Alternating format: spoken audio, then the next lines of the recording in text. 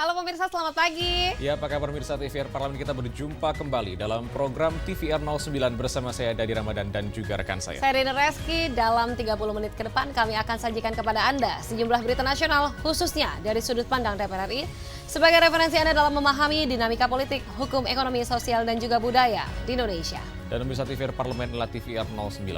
Selengkapnya.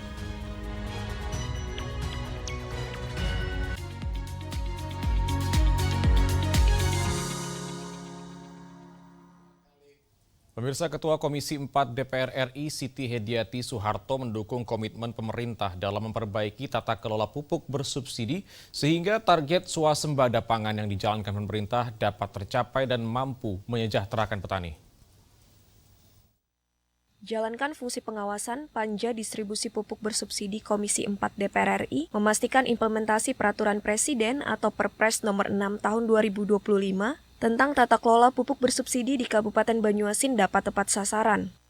Ketua Komisi 4 DPR RI Siti Hediati Soeharto menyampaikan, berdasarkan hasil peninjauan tim panja ke distributor dan kios pengecer pupuk, penyaluran pupuk bersubsidi di Banyuasin berjalan dengan efektif hingga ke gabungan kelompok tani atau Gapoktan.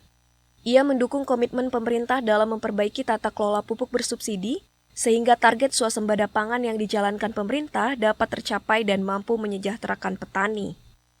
Perpres nomor 6 2025 dan Permen tahun 15 nomor 15 2025 ini yang untuk mengatur distribusi pupuk bersubsidi ini, mereka dari pengecer merasa puas, dari distributor juga gitu. Jadi dropping pemesanan dan dropping dari pabrik pupuk ke distributor lancar, dari distributor ke pengecer juga lancar. Nah, pengecer ke Gapoktan ya, ke petaninya itu juga lancar, dan sekarang jadi menurut mereka petani lebih bergairah untuk bercocok tanam lagi, untuk menanam padi lagi karena semuanya sudah terpenuhi. Dan ini tentunya lebih mempercepat swasembada kalau ini terjadi. Sektor pertanian merupakan penopang utama perekonomian di Sumatera Selatan. Maka ketersediaan pupuk bersubsidi diharapkan mampu menjaga produktivitas dan kesinambungan usaha tani. Dari Kabupaten Banyuasin, Sumatera Selatan, Abdul Ajib, TVR Parlemen melaporkan. Pemirsa, anggota Komisi 7 DPR RI yaitu Novita Hardini mendorong Direksi Kawasan Ekonomi Khusus Industri Polis Batang meningkatkan kinerja dalam menarik minat investor asing. Komisi 7 DPR RI menekankan peran penting pemerintah dalam membangun kepercayaan investor asing untuk berinvestasi di KEK Industropolis Kabupaten Batang. Anggota Komisi 7 DPR RI Novita Hardini mendorong Direksi KEK Industropolis Batang meningkatkan kinerja dalam menarik minat investor asing. Selain itu, Novita menilai ketatnya persaingan industri global menuntut kemandirian finansial dari pengelola kawasan perekonomian, terlebih di tengah memanasnya perekonomian global. Oleh karena itu, Novita mendorong pemerintah dapat meyakinkan investor untuk berinvestasi, berkaca dari negara Vietnam dan Cina yang kerap menjadi pilihan utama investor asing. Dengan negara-negara tetangga, katakanlah Vietnam. Kenapa investor-investor asing dalam kondisi perang dagang hari ini lebih melirik negara-negara tetangga seperti Vietnam daripada berinvestasi di Indonesia? Padahal Indonesia dari segi infrastruktur, kawasan industri yang hari ini kita datangi di Batang itu tidak kalah dengan infrastruktur yang dimiliki di Cina bahkan, dan infrastruktur yang dimiliki di Vietnam, sehingga dari kacamata ekonomi mestinya investor tidak usah takut untuk berinvestasi di Indonesia. Nah, ini yang harus dikejar oleh pemerintah untuk memberitakan ke seluruh dunia bahwa Indonesia siap loh.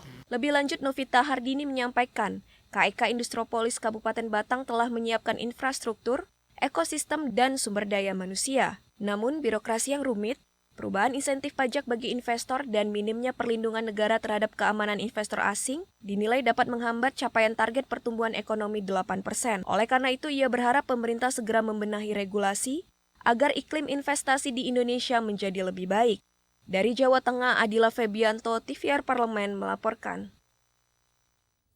Komisi 2 DPR RI mengapresiasi inovasi kantor pertanahan ATR BPN Sumedang, salah satunya terkait layanan prioritas bagi masyarakat yang mengurus sertifikat secara langsung. Kami akan menghadirkan informasi selengkapnya tentunya usai jeda, tetaplah bersama kami di TVR 09.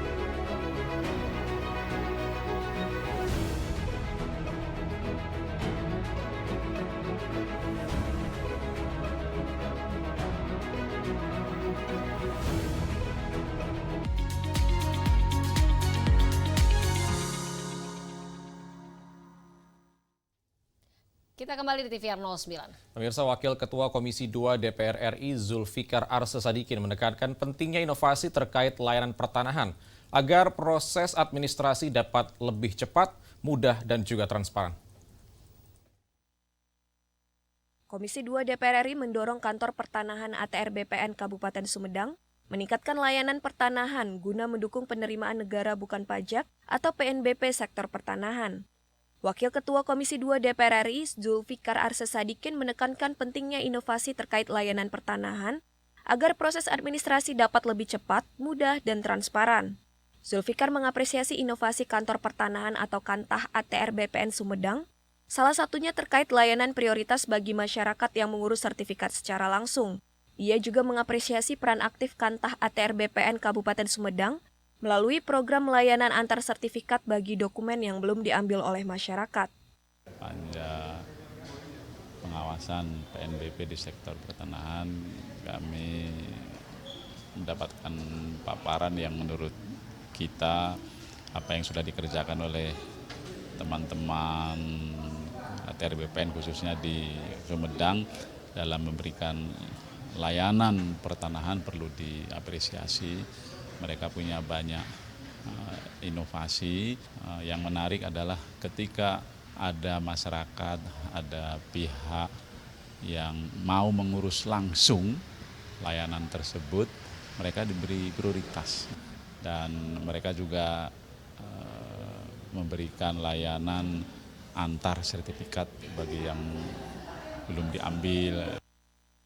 Zulfikar Arsesadikin mendorong kantor pertanahan di seluruh Indonesia dapat mengadopsi inovasi yang dilakukan Kantah ATR BPN Sumedang sehingga dapat berkontribusi optimal terhadap PNBP dari sektor pertanahan. Dari Sumedang, Jawa Barat, Dwi Utomo, TVR Parlemen melaporkan.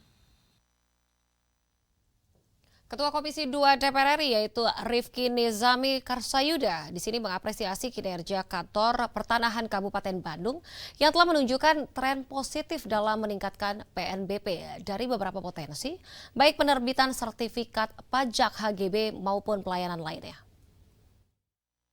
Sebagai upaya optimalisasi pendapatan negara bukan pajak, Komisi 2 DPR RI meninjau capaian realisasi penerimaan PNBP di kantor ATR BPN Kabupaten Bandung untuk memantau dan mengawasi peningkatan PNBP dari tata kelola bidang pertanahan. Diketahui, target PNBP sektor pertanahan Kabupaten Bandung tahun 2025 mencapai kurang lebih 24 miliar rupiah. Di triwulan ketiga, realisasi PNBP telah mencapai 62,46% atau sekitar 15 miliar rupiah. Ketua Komisi 2 DPR RI Rifki Nizami Karsayuda mengapresiasi kinerja kantor pertanahan Kabupaten Bandung yang telah menunjukkan tren positif dalam meningkatkan PNBP dari beberapa potensi, baik penerbitan sertifikat, pajak HGB, maupun pelayanan lainnya. Namun capaian ini akan lebih optimal jika didukung dengan kolaborasi antar instansi di daerah, khususnya terkait dengan penerbitan regulasi. Mendorong dunia usaha agar kemudian tertib hukum dalam sektor pertanahan, karena semakin mereka tertib, akan kemudian semakin meningkatkan penerimaan negara bukan pajak. Di kabupaten ini kita tahu adalah kabupaten penyangga dari Kota Bandung, pertumbuhan ekonominya cukup baik ya. Kemudian juga di sini banyak terjadi ekspansi lahan dan seterusnya. Karena itu kemudian potensi untuk meningkatkan pendapatan negara bukan pajak di sektor pertanahan tentu akan semakin besar. Lebih lanjut, Rifki menambahkan kunjungan ini akan dijadikan dasar penyusunan regulasi yang lebih ideal untuk meningkatkan kontribusi sektor pertanahan dalam penerimaan negara. Hal ini merupakan komitmen Komisi 2 DPR RI untuk memperkuat pengawasan sektor pertanahan sebagai bagian dari upaya memperkuat tata kelola agraria nasional. Sigit Rilo, TVR Parlemen melaporkan. Kita beralih ke informasi selanjutnya. Pemirsa, di sini Wakil Ketua Komisi 8 DPR RI Abdul Wahid menilai efektivitas program sekolah rakyat belum maksimal, yang salah satunya disebabkan oleh ketidakjelasan proses seleksi calon peserta didik. Komisi 8 DPR RI meninjau sentra terpadu Pangudi Luhur, Bekasi, Jawa Barat sebagai salah satu lokasi sekolah rakyat yang digagas Kementerian Sosial untuk memutus rantai kemiskinan melalui pemerataan pendidikan. Namun, implementasi program ini menghadapi tantangan terkait proses seleksi calon peserta didik yang dinilai belum diatur secara jelas. Wakil Ketua Komisi 8 DPR RI Abdul Wahid menilai efektivitas program sekolah rakyat belum maksimal, yang salah satunya disebabkan oleh ketidakjelasan proses seleksi calon peserta didik. Pemerintah harus memastikan seluruh anak dari keluarga miskin ekstrim dan miskin benar-benar terakomodir dalam program ini, utamanya yang termuat dalam data tunggal sosial ekonomi nasional. Ia menilai ada potensi terpinggirnya anak dari keluarga tidak mampu akibat sistem seleksi yang belum menyentuh persoalan mendasar di lapangan. Kementerian Sosial lebih menyiapkan terutama untuk seleksi ya, amanat dari teman-teman tadi seleksi yang masuk di dalam sekolah rakyat ini. Anak ini katakan tidak masuk seleksi, tapi ini tergolong anak miskin. Bagaimana solusinya? Tidak hanya sekolah anaknya masuk sekolah rakyat, tapi bapak ibunya tidak diperhatikan ya, terutama untuk kemandirian bapak ibunya ini sangat penting. Jadi kami harapkan ini sekolah rakyat benar-benar bisa berjalan efektif dan akan memotong garis kemiskinan untuk di Indonesia ini. Lebih lanjut, Komisi 8 DPR RI berkomitmen untuk secara aktif mengawasi pelaksanaan program sekolah rakyat, termasuk dalam aspek penyerapan anggaran dan efektivitas implementasi. Hal ini bertujuan untuk mengurangi kesenjangan sosial dan menjadi fondasi kuat untuk mewujudkan Indonesia Emas 2045. Dari Bekasi, Jawa Barat, Tegar Aziz, TVR Parlemen melaporkan. Pemirsa, budaya ada bukan hanya untuk dikenal, namun untuk dihidupkan, dibanggakan, dan juga diwariskan. Salah satunya pemirsa budaya pacu jalur yang menjadi momen budaya Indonesia mendunia. Informasi selengkapnya akan kami hadirkan saat lagi tetap bersama kami di TVR Mosby.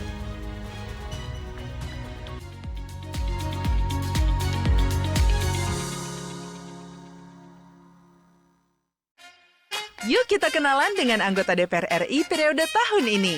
Dari depan kursi, di balik kursi, gini, di balik kursi. Aku ingin menjadi sesuatu yang mungkin bisa kau rindu. Asapka hiji, rukun sakabehna, gitulah pokoknya nama.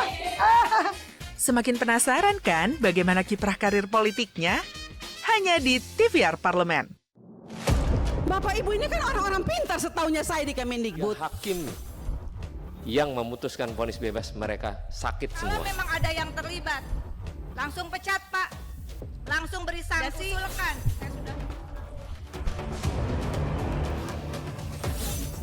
Saksikan dari ruang sidang hanya di TVR Parlemen.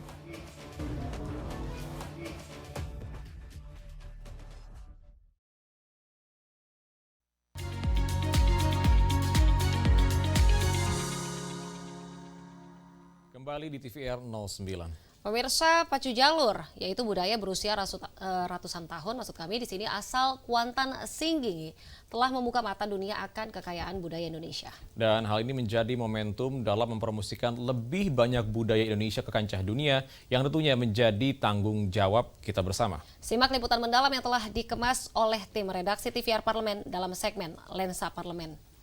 Berikut ini.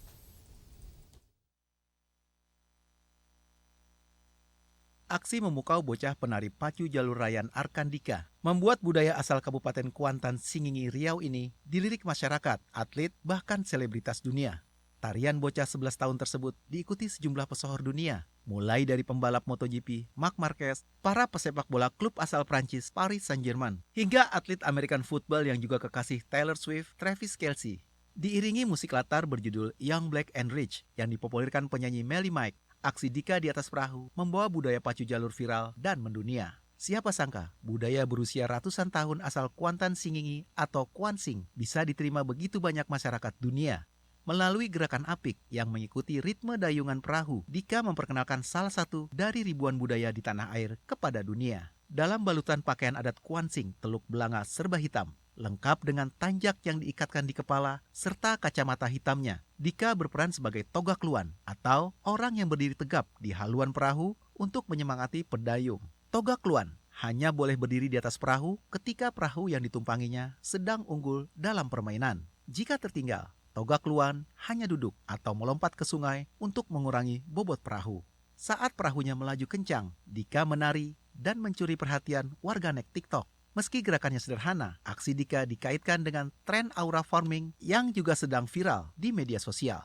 Aura farming merupakan julukan yang diberikan kepada seseorang yang melakukan pose atau gerakan sederhana namun memancarkan karisma atau aura yang luar biasa. Tren viral pacu jalur harus dimanfaatkan pemerintah sebagai momentum untuk mempromosikan lebih banyak budaya Indonesia ke kancah global. Pemerintah seharusnya belajar untuk mengemas promosi budaya secara menarik dan menyebarluaskannya dengan cara-cara yang relevan dengan generasi dan tren saat ini. Buktinya, aksi Dika bisa viral hanya dalam video berdurasi 18 detik. Buktinya, tarian sederhana Dika di atas perahu bukan hanya membawa timnya memenangkan permainan pacu jalur, namun juga akan mendatangkan penyanyi asal Amerika Serikat Melly Mike ke puncak festival pacu jalur pada 20 hingga 24 Agustus mendatang. Jadi saat ini sudah ramai di sana, tapi nanti menjelang nanti sampai Agustus ya, bulan depan ini tentu saja akan menjadi puncak dari ratusan ribu orang yang akan hadir di sana. Karenanya salah satu yang dipersiapkan oleh Pemprov ya bersama pemerintah kabupaten adalah menyiapkan sarana prasarana, artinya jalan yang selama ini mungkin kurang bagus akan diperbaiki kata beliau.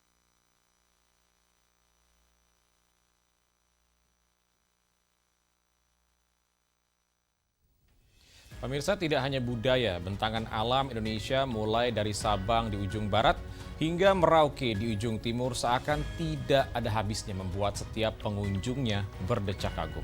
Betul sekali, tentunya di sini salah satu yang paling memikat dari wisata alam Indonesia adalah wisata bahari. Karena tadi bilang nih pemirsa, usai jeda kita akan ajak pemirsa nih jalan-jalan ke Pulau Sabang. Penasaran kan, Dat? Jangan kemana-mana pemirsa, tetaplah bersama kami di TVR 09.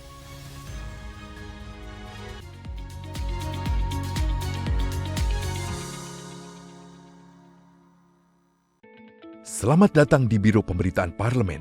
Anda memasuki kawasan zona integritas menuju wilayah bebas dari korupsi atau WBK dan wilayah birokrasi bersih dan melayani atau WBBM.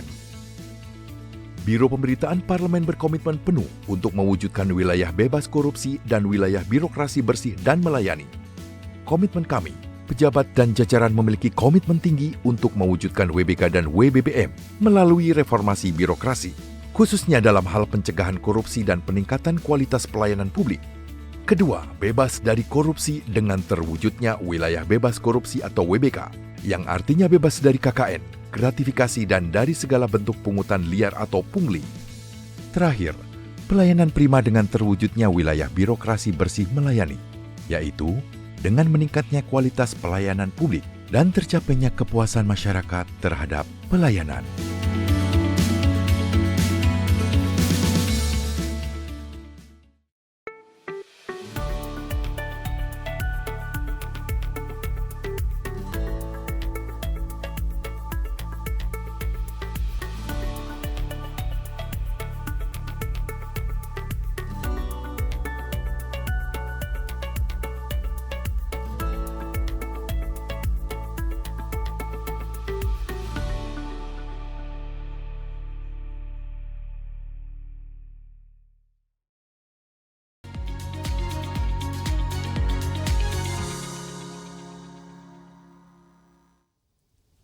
Nah, pemirsa, tadi kita membahas terkait dengan Sabang, titik 0 kilometernya Indonesia. Betul sekali. Berbicara soal Sabang, pemirsa, tak lengkap rasanya jika kita tidak mengunjungi titik 0 Indonesia yang berada di tempat ini. Dan monumen ini menjadi penanda bahwa Sabang menjadi wilayah paling ujung barat Indonesia. Tidak hanya melihat Tugu 0 kilometer, ternyata dari lokasi ini, pemirsa, dapat melihat langsung luasnya Samudra India. Dan tanpa berlama-lama lagi, langsung saja kita saksikan tayangan Pesona Sabang di ujung barat Indonesia pada segmen Intips, informasi dan tips.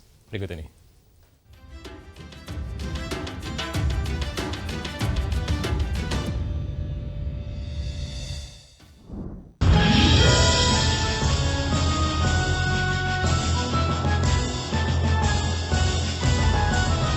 Dari Sabang sampai Merauke berjajar pulau-pulau. Nah, pemirsa tentu mengenal dan hafal lagu ini kan? Iya, benar sekali. Lagu Dari Sabang sampai Merauke ini adalah lagu yang menggambarkan betapa luasnya Indonesia. Lagu ini diciptakan oleh R. Suharjo. Lagu tersebut menyajikan hal yang berdasarkan geografis, di mana Indonesia memiliki luas wilayah mulai dari Sabang yang letaknya di Aceh hingga ke Merauke yang letaknya di Papua. Kali ini, pemirsa TVR Parlemen akan kita ajak jalan-jalan ke kota Sabang. Sabang merupakan salah satu kota di Provinsi Aceh yang berada di paling ujung barat Indonesia. Sabang berdiri di atas sejumlah pulau seperti Weh, Rubiah, dan Klah yang terkenal akan keunikan serta pesona wisatanya. Pulau Weh merupakan yang terbesar dengan luas mencapai 121 km persegi dan tentunya menyimpan berbagai destinasi wisata yang unik untuk dijelajahi. Jika menggunakan jalur laut, dapat ditempuh melalui Pelabuhan Ulele, Banda Aceh.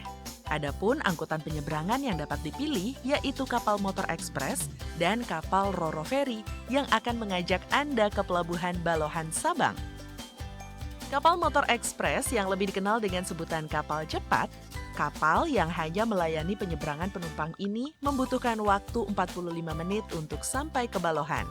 Jika ingin menyeberang dengan membawa kendaraan, seperti mobil atau motor, maka kapal Roro Ferry adalah pilihan yang tepat. Kapal Roro Ferry yang biasa disebut dengan kapal lambat membutuhkan waktu sekitar 1,5 hingga 2 jam untuk sampai ke Pelabuhan Balohan dari Pelabuhan Ulele. Jadwal tersebut dapat berubah sewaktu-waktu, tergantung situasi dan kondisi cuaca. Jika cuaca buruk, maka frekuensi keberangkatan akan berkurang, bahkan ditiadakan. Dan jam keberangkatan juga tidak pasti nih pemirsa. Tidak lengkap rasanya jika berkunjung ke Sabang tanpa mendatangi Tugu 0 km. Objek wisata di Sabang yang berbentuk senjata rencong setinggi 22,5 meter ini berdiri di atas tebing yang menghadap langsung ke Samudra Hindia. Mengunjungi destinasi wisata Sabang satu ini, kamu bisa menikmati pemandangan samudra luas tanpa halangan yang memukau.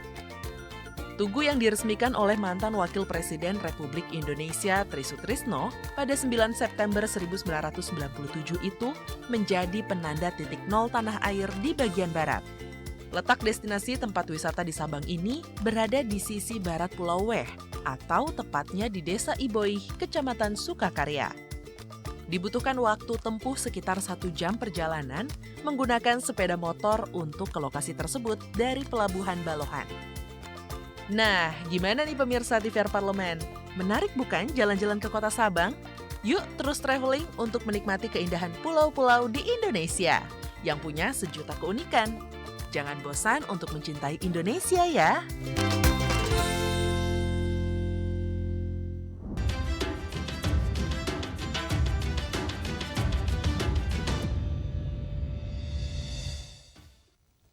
Dan pemirsa, di penghujung acara kami hadirkan agenda DPR RI pada hari ini Selasa 15 Juli 2025. Pada pukul 9.30 waktu Indonesia Barat akan ada rapat paripurna DPR RI dengan acara tanggapan pemerintah terhadap pandangan fraksi atas rancangan undang-undang tentang pertanggungjawaban APBN tahun anggaran 2024. Lalu pada pukul 13 waktu Indonesia Barat akan ada rapat kerja Komisi 11 DPR RI dengan Menteri Keuangan Republik Indonesia. Dan tentunya sejumlah agenda serta program lainnya dapat Anda akses melalui kanal YouTube TVR Parlemen atau melalui website tvrparlemen.dpr.go.id. Dan pemirsa, demikian TVR 09 edisi pagi ini. Segenap kru TVR Parlemen yang bertugas mengucapkan terima kasih telah menyaksikan TVR 09. Saya Rina Reski dan juga rekan saya. Dan sampai jumpa di TVR 09 selanjutnya. TVR Parlemen, referensi Indonesia.